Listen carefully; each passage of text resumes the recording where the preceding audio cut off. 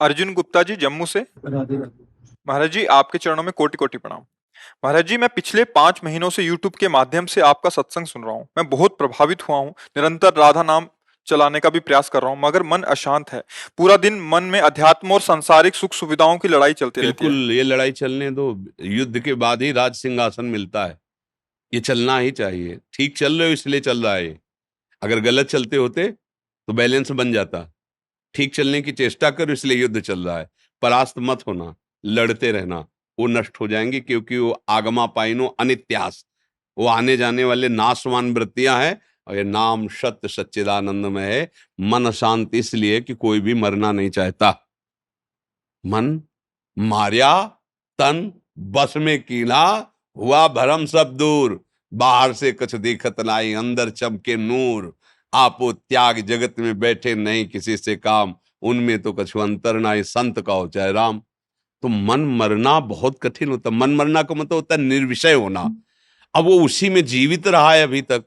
अब उसको नाम और अध्यात्म आप सिखा रहे हो, उसको बहुत बुरा लग रहा है, अच्छा नहीं लग रहा। यद्यपि चाह उसकी यही है, पर आदत बिगड़ गई। चाह यही, देखो हर भोग में जाएगा, इसके बाद वो कह देगा नहीं यार इसमें नहीं, वो जो मैं चाह रहा हूं वो इसमें नहीं है।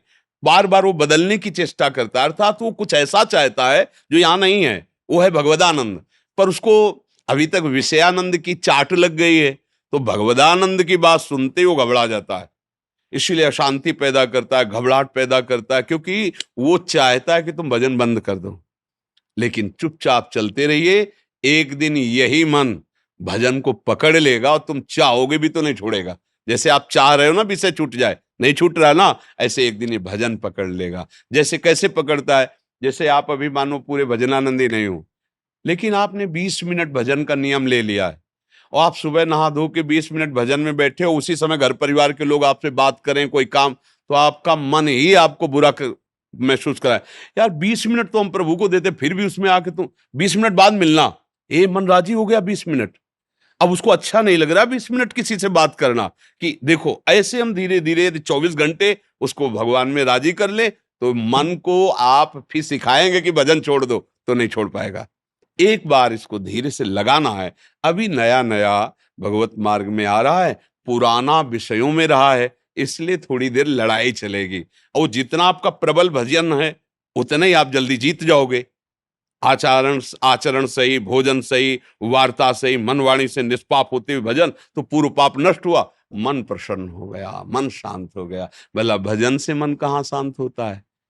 जब संशय, दुविधा, पापाचरण, पाप प्रवृत्तियां, तब हमारा मन अशांत होता है। अभी दुविधा है मन को कि पता नहीं भगवदानंद है कि नहीं। विषयानंद तो हम भोग कर वर्तमान में आनंद लेते हैं, और ये कह रहे हैं कि राधा राधा जपो आगे सुख मिलेगा, तो इसलिए वो शांत है।